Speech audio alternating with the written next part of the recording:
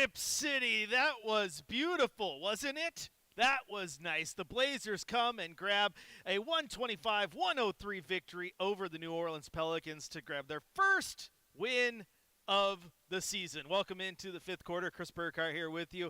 We're going to break it all down for you. If you want to join the conversation, you know what to do. Head on over to Twitter, type in Chris J. Burkhardt. You can follow me there. You can also go to youtube.com. Type in Rip City Radio 620. You can join the YouTube chat, and you can grab your telephone, dial 503-248-0620 to get on and chat with me live on air. But what a victory it was for your Portland Trailblazers. Yeah, that was exactly what you wanted. And the best part about this game, really, is it played out in spurts kind of like it did on Friday. Right, where the Blazers were taking control and they were getting what they wanted and the shots were falling. But this time they held on and they got out to the big lead. Like I said, 125-103 is the final score. I think everybody was impressive in this one. You can look at the box score and pick apart some things that maybe don't look so great, but who cares? your team won, and that's what you want, and I'm excited about that. And let's look at that box score real quick. We'll do our best to host this show while, paying a little bit of attention to the 49er game that's going on. Me and Shaq are both trying to host this show and watch 49er football. It's terrible. Anyway, looking at that box score, Zion Williamson, 14 points, 3 rebounds, 4 assists for the Pelicans. Brandon Ingram had 14. Daniel Tice had 2 and 4. 12 points for Herbert Jones. C.J. McCollum led the way with 27 points. And just like I said the other night, he's still shifty with it, man. He's still so soft. Like that 3-point shot of his is just boom, money. So beautiful stuff from CJ, especially when they lose. If a former Blazer goes off and fills up the box score and you get excited because you get to watch him do it, but his team also loses when he returns, that's even better. Jordan Hawkins, 17 off the bench. He's really starting to blossom there for the Pelicans. Not too much elsewhere from New Orleans. And you look at the Blazers, though, this was beautiful. First off, one thing that stands out for me, and I think a lot of you fans as well, is looking at the starting lineup where every single Blazers starter was in double figures, led by Jeremy Grant with 28 points on 2 of 7 shooting from beyond the arc, that is. 5 rebounds and 2 assists and 4 blocked shots as well. He's really starting to get on the blocked shot train here. Maybe it's a little bit of Donovan Clingan rubbing off on him. But this is another game where I'm starting to watch this game, and Chauncey Billups was asked about it post-game, and you'll hear that here in just a little bit.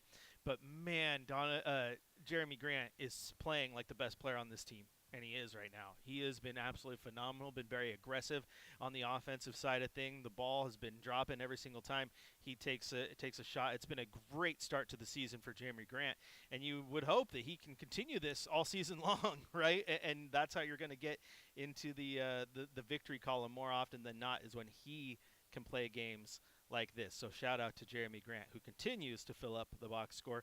DeAndre Ayton, in just 30 minutes of action, had 17 points and 12 rebounds, was pretty active all over the floor, which, again, you like to see. Denny Avdia had 11 points. He has been struggling with his shot early on in the year, but he's definitely still been aggressive, which, again, the aggressive part is what you want. If you miss shots, so be it. But he has been aggressive and looking to make plays and doing all the things you want him to do. So, again, shooting, it's a work in progress, but he's still doing everything else. Grabbed 6 rebounds, had 3 assists as well. Anthony Simons, 27 points, 8 of 17 shooting, 5 of 10 from deep. He just had a Simons-type game, exactly what you want him to do. Went out there, got the assist, got the ball moving, and scored. And, man, when he gets up in the air, he's getting to the float territory, right? He just floats in the air, gets whatever he wants. Another solid performance from him. And then you look at the bench. Scoot Henderson had the roughest performance on the bench, just 9 points on 2 of 12 shooting. But again, Coach Billups was asked about that postgame, and he's like, I'm not worried about when he misses shots. I'm worried about when players take bad shots, and he's finding ways to get good shots. So that I like. And so the shot, I think, will come, but he also had 7 assists, 4 turnovers to those 7 assists. So, again, you want to get the turnover number down, but the 7 assists help balance that out. So not a great game, but it wasn't a terrible game from Scoop. Donovan Clingan is the highlight for me in this one once again. I know that sounds weird when you look at the box score and go, oh, the guy that's the highlight for you had 9 points and 9 rebounds. Yeah, he did that in just 13 minutes of action, had 2 block shots, and another one of those games where basically anytime a shot was affected, it was because Donovan Clingan had a hand in the air. I mean, he was everything as advertised defensively. I know that we had some calls about it just the other night, about taking Zach Edey over him, and this Zach Edey is a good player too, but Zach Edey was always more of a offensive center, right?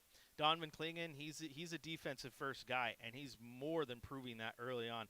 And I said it after the game on Friday. I'll say it again today. I think my favorite part about Donovan Clingan thus far is the fact that he doesn't back down from anybody at all. Doesn't matter who's driving to the rim, what their name is, what their accolades are, how big they are. He is there, and he is ready to go, and he is going to try to get a hand up there to play defense. And that is what you love to see from your big man. It's just a matter of time before he continues to get it all to click. And when he does, he's going to be a force. He's going to be a player that no one's going to want to attack. And I think he's already starting to get there because he had one nice block shot on Zion. It just didn't count because Jeremy picked up a foul, but it was a beautiful block where he just kind of put a cap on that, threw it down. And again, that's what you love to see from the big man. But all the way around, this game was one that the Blazers really just start to finish. I mean, they took care of it. I mean, at one point, it was like a 13-10 game. Early, the Pelicans looked like they might be on to something, and then the Blazers just answered the call, got the lead, never really looked back. So a beautiful performance from the Trailblazers tonight. I always said, if you play well and lose, it's okay, because at least you played well. But when you play well and win, it's even better, right? That's what you want to do. There's a video up right now on our Rip City Radio Instagram and Twitter page of the confetti falling from the rafters. It's a good day at Moda when the confetti falls. Taking a look at some of our YouTube comments. Corey says Ayton was good tonight. I still hate that he never gets to the line as a center, though, especially for a guy who shoots pretty well from the line, too. You'd like to see him be a little more aggressive. And Han in King City says, what I like the most about Clingan is that he's such a smart player. He doesn't commit those dumb fouls that rookies commit once in a while, but not often. To your once in a while point, I mean, he had that one tonight, right, against C.J. McCollum where C.J. got him up in the air and he jumped and bit. He took the bait and C.J. leaned into it, got the foul. I think at some point you need to realize that even as a young man amongst grown men, he's still the giant, right? He's 7 feet tall. He doesn't even have to jump. Just put a hand up. You're going to make it hard for C.J. McCollum, right? So that's one thing that I think he'll continue to work on with his size too. He's getting better already through 3 games, but still needs to be better at not bringing that ball down. When he gets the ball at the rim too often, does he start to bring it down? And that's where the hands are, right? Keep it above everybody and just go back up with it. He had a couple of those tonight where he went up for the rebound, like as he's almost like a volleyball tip, right? Where he goes out and just tips it in, and that's where he's starting to get the smart play. Absolutely. So I love that from Donovan Clingan. I think Han also pointed out last show that he's a Donovan Clingan homer, and that's absolutely fine because through 3 games, I love what I see from the Blazers big man. I get nine rebounds, 9 points, 2 block shots in just 13 minutes of action. That's a good night at the office, man. That is a real good night at the office. Corey, going back to his point about getting to the line, Jeremy got to the line 12 times tonight. That's excellent. Not only did he get to the line 12 times tonight, 6 of those attempts were because he got fouled on a 3-point shot. That's an art. And that's a good one, too. Anytime you can get to the line for 3 attempts, it's beautiful. I mean, that's why they changed rules, right? Because James Harden was so darn good at it.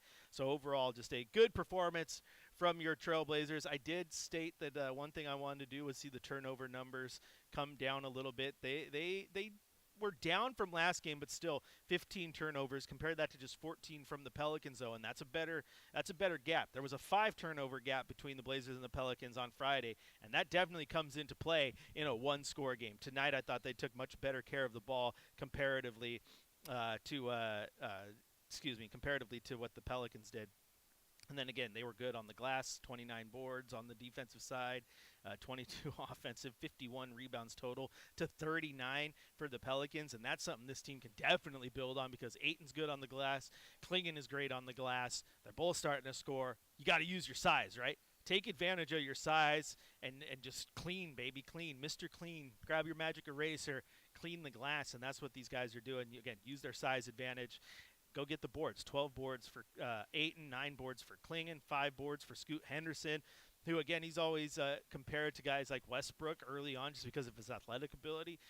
But his size, too, allows him to go in there and get the boards. And that's good for a guard, man. Like, you love to see the fact the Blazers are cleaning up the glass. Kirk in the chat says, Ayton never gets the ball. He needs to get the ball more at times. But the way they move the ball, they're still trying things. I don't know, man. Sometimes Advia brings it up. Sometimes Scoop brings it up. Sometimes Tamani brings it up.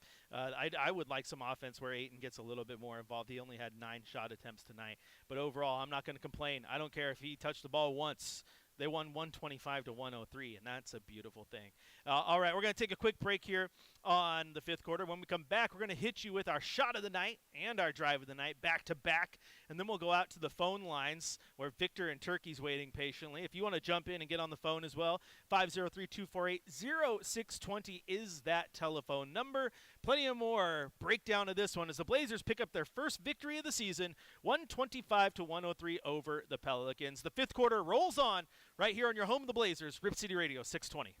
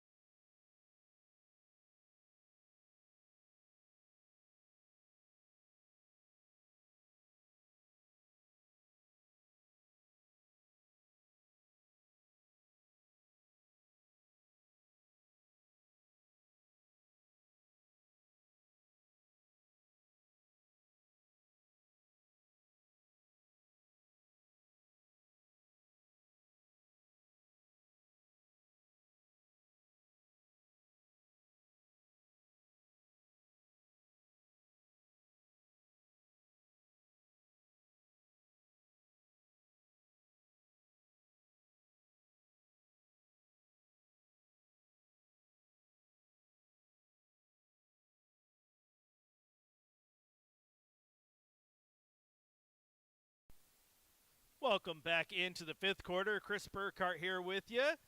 Breaking down this Blazer victory. They take down the Pelicans 125 to 103. If you want to join in on the chat, go to youtube.com, type in Rip City Radio 620. We're right there. Or you can also go and grab your phone and dial 503-248-0620. That is your telephone number. If you're on the line, stay there. I'll grab you in just a sec. But the YouTube chat during the break was talking about Donovan Ayton, right? Kirk wants to see Ayton and Kling Kong together, says, why can't he play the four if Cat can play the four? I think it's A, because he's not very, very quick defensively when it comes to getting out on the three-point range. I think Cat's a little better than him at that, and Cat leaves something to be desired in that realm too. And because, I mean, offensively he could, but Cat can also space the floor in incredible ways that Ayton can't. But they also can't afford to now. They need the two centers in there right now, so there's not a lot of minutes to play together.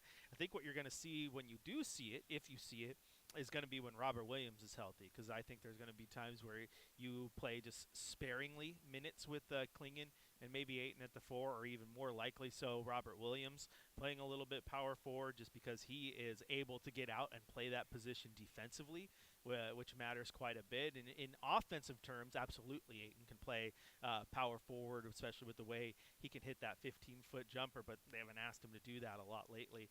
But in the long term, maybe. Right now, they got really two healthy centers, and so they're just using those guys. No need to play them at power forward. You got Grant, who goes there. You got Avdia, who can play that position. You got Walker, who's playing that position. You also have Tumani that you can play at that position. You have a plethora of guys you can roll through there. Now, I wouldn't mind seeing it, as you point out, because if you did get a situation where you had Ayton and Klingon on the floor together, have fun rebounding against those two. I mean, those two clean the glass as it is.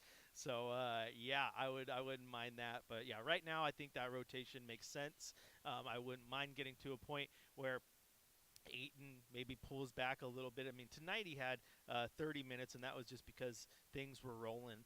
But if you get him in for 32 and you get 30 or 32, you get Klingon, I'd like to get upwards of that 16 to 20, and then maybe you can play him at the power forward to balance that out a little more. I think it's a good question. I know a lot of people want to see it. I've heard a lot of people talk about it, but not everyone's super high on it. And again, it's just because athletically, defensively, Ayton guarding fours is going to be a little bit tough. I mean, think if you had Ayton or Klingon up top against a guy like Zion who could put the ball on the floor. It's not going to look pretty at the end of it. Han says he wouldn't mind seeing it too, just because of having the twin towers. But I don't think it works unless DA can cover quicker fours. And I 100% agree. I 100% agree. All right, let's head out to the phone lines where Victor in Turkey, my main man, has been waiting patiently. He's probably nice and excited on a night when Anthony Simons drops 27 and makes it look easy. Victor, you're on. What you got for me, bud? Hi, everybody. I want to congratulate to the all Blazer fan. You know, I mean, I was so excited I couldn't even. Make a call. I thought, well, maybe I cannot speak anymore. I tell you, man, I'm kind of a short-sighted or narrow-sighted, you know, not a good way to put it, but the narrow-sighted of me is I only focus on one player, and what I'm saying, Chris, that you know all about all the players, what the roles are, you know, what the positions are, and so on and so forth. For me, it's only one player. I know that, and I admit it, because my prediction is, let me tell you my prediction, and ask the question. Well, let me tell you about some players like Avia, that I think he has struggled. And, you know, in this game, that was the first time I'm watching the Blazer. I couldn't watch the other games. But when I watched him tonight, he missed a lot of shots, you know. But he's not like a difference maker, you know. That's one point I was going to make, you know, the way he played tonight. But maybe he played better later. And also the area, you know, he's taking he takes the time of our other players, you know, the other player that he used to play in that position. Maybe he's taking more time of the other players that he came in the He played like more in the fourth quarter, in the garbage time, and also he played a little bit after they took him out. But he takes more time of the other players. That's one thing. But as you said, everybody playing, in double digit, and excited. But I think my prediction is, you won't believe it. When the last game they lost, to the Pelicans, I was on the radio, and then you brought up the reporter from the Pelicans. The reporter came on, and he was talking to C.J. McCollum, and C.J. McCollum, he was so pumped up, and the Pelican reporter said, "Hey, C.J., oh man, you did it, yeah, And C.J. was kind of puffed up, said, "Yeah, we made it happen fourth quarter, and it's a win, we got a win." And then that made me very upset, I'm not against, C.J. was never my favorite player because I am very superstitious guy. If I don't like a player, then I don't like it, nobody can force me. Even if he play good, then he's not my favorite. So I believe in metaphysics, the metaphysics, if you want to know about it, Chris, is a quantum. If you heard about the quantum, because I was studying in the university and I took quantum physics. Quantum physics is a high-dimensional physics. It's kind of an unknown physics that nobody can even explain it. It's not a three-dimensional physics. So what I'm saying is, after this happened, I got very upset. And I said, well, that's not gonna. I cannot get more upset. The next game and the next game, then they're gonna lose and lose. I cannot do it. So I went to like a quantum physics, kind of an unknown explanation. And then when before I watched this game, the first time I watched this game, I was 100%. You won't believe it. 100% sure they're gonna win. 100%. Even sometimes even I turn off the radio. Turn off the music. And I just said, nobody can believe me. I said, well, that's an accident. How do you know they're going to win? But I'm telling you from inside out, because I study physics. It's a quantum physics. It's not a three-dimensional. So that's one point I want to tell you, that I had a prediction. I want to tell you, I want to confess to you, Chris. If Anthony Simon, if he play good, they're going to win. If he play good, really good like tonight, they're going to win. But if he doesn't play good, then they might not win. That's my prediction. All right. I got to put you on hold for a sec, Victor, because I got to get to so many of your points. First off, thank you. I am now smarter. I am ready to take a science class or call Bill Nye the Science Guy on quantum physics. Every single time you said quantum physics, though, all I thought about was like Men in Black, right? Like didn't he shoot little Susie or whatever her name was? Why did she has quantum physics books. What is she, 10 years old? That class is way too advanced for her. Y'all know what I'm saying if you've seen Men in Black. But here's also secondarily, hindsight is always 20/20. I can predict a Blazer victory after every Blazer victory too. You got to call during game day and predict these things, Victor. But I want to get to your point real quick about Deni Avdija. Because I don't think he's taken minutes away from anybody. I think the shot will eventually come. I think he's a very good playmaker. I think he looks to get people involved, which I love. He's active on the boards.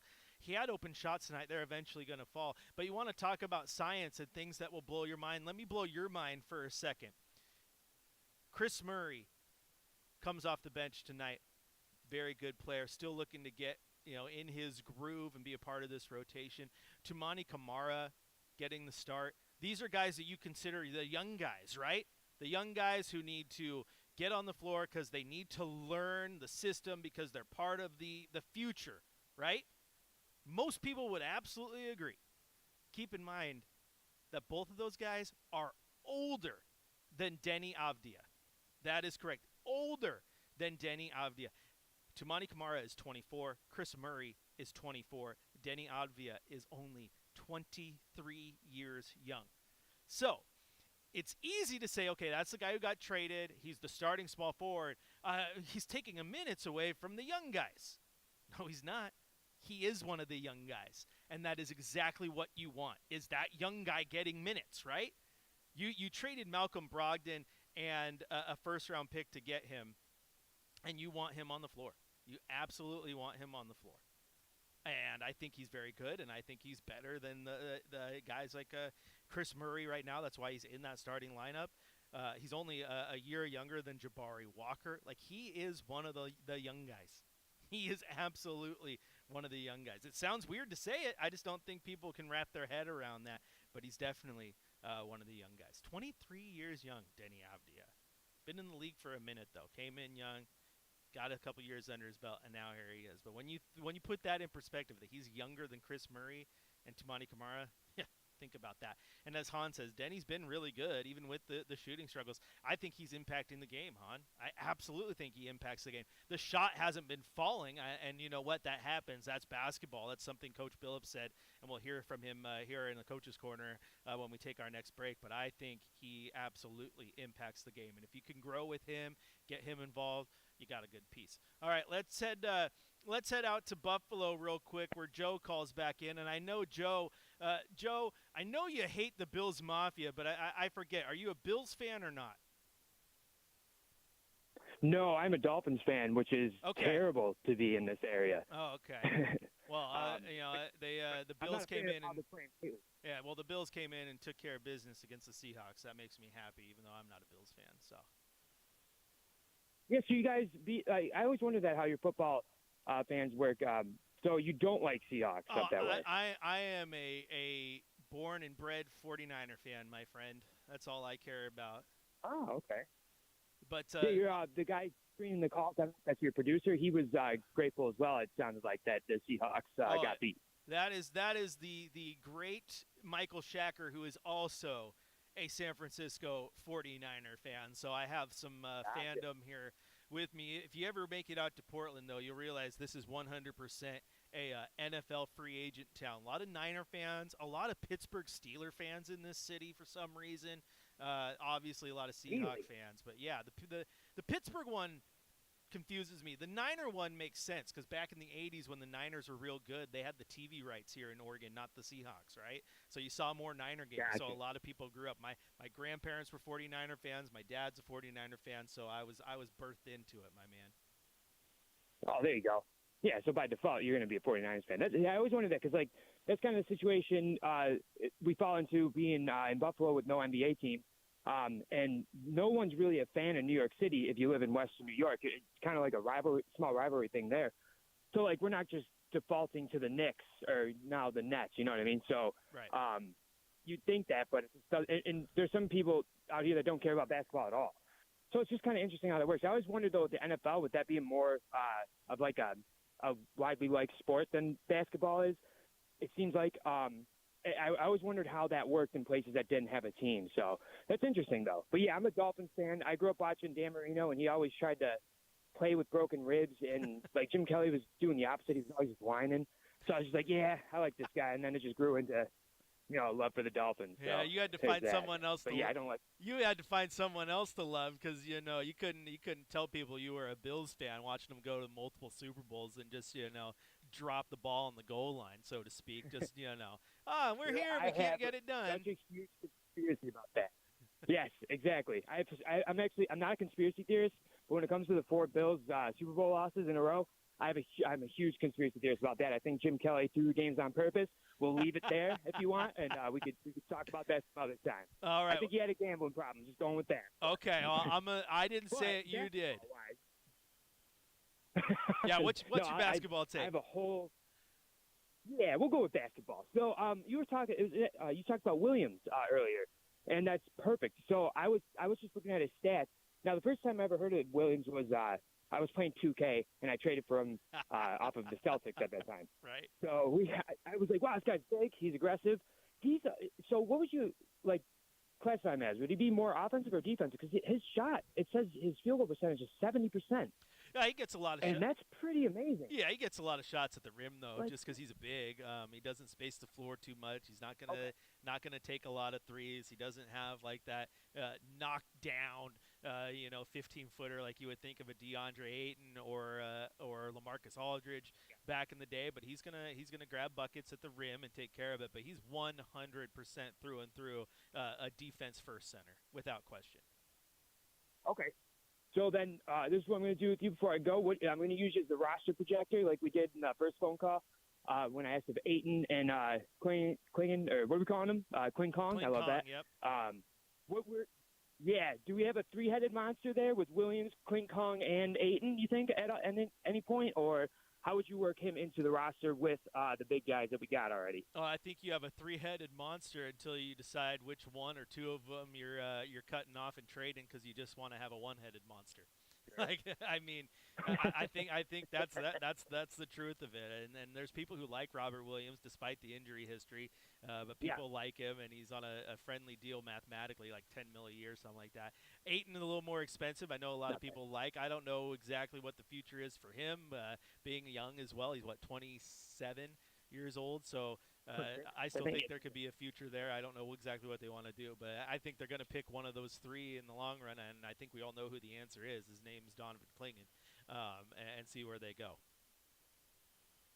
Absolutely. Yeah, the roster projection thing with all the depth we have is something that I'm constantly just looking over for when Sharp comes back, all that. Like, I just think we got a lot of decisions to make, and especially with all the talent that we brought in with the trades and everything like that this year. So, but I'm excited, man. Either way, it's a good time to be a fan in Rip City, and I want to welcome all the new people and I want to welcome back Victor. I haven't heard that guy in forever. So, but a good win for Portland tonight. Rip City, I love you guys. Thank you for always making me feel welcome, and good show, brother. Keep it up. All right, Joe, I appreciate the call as always, and I think the real big win for you today is that the Dolphins played and Tua didn't get a concussion. That's a win. That's a victory. All right, we're going to take a quick break here. When we return, we're going to hit you with the Coach's Corner. Head down to the media room, hear what Coach Billups had to say following this 125-103 victory for your Portland Trailblazers. I'll pass out a game ball, and then we'll put this one to bed because, man, we got to wake up and do it again tomorrow as the Blazers head on the road for their first road test of the season against the Sacramento Kings. Chris Burkhardt here with you. The fifth quarter rolls on your home of the Blazers. Rip City Radio 620. What's the best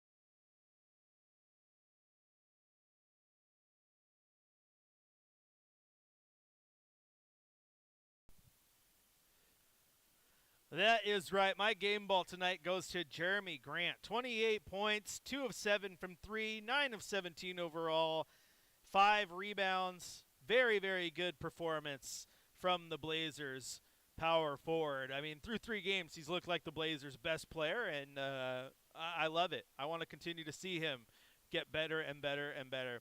All right, that's enough of game balls, though. It is time to head to the Coach's Corner.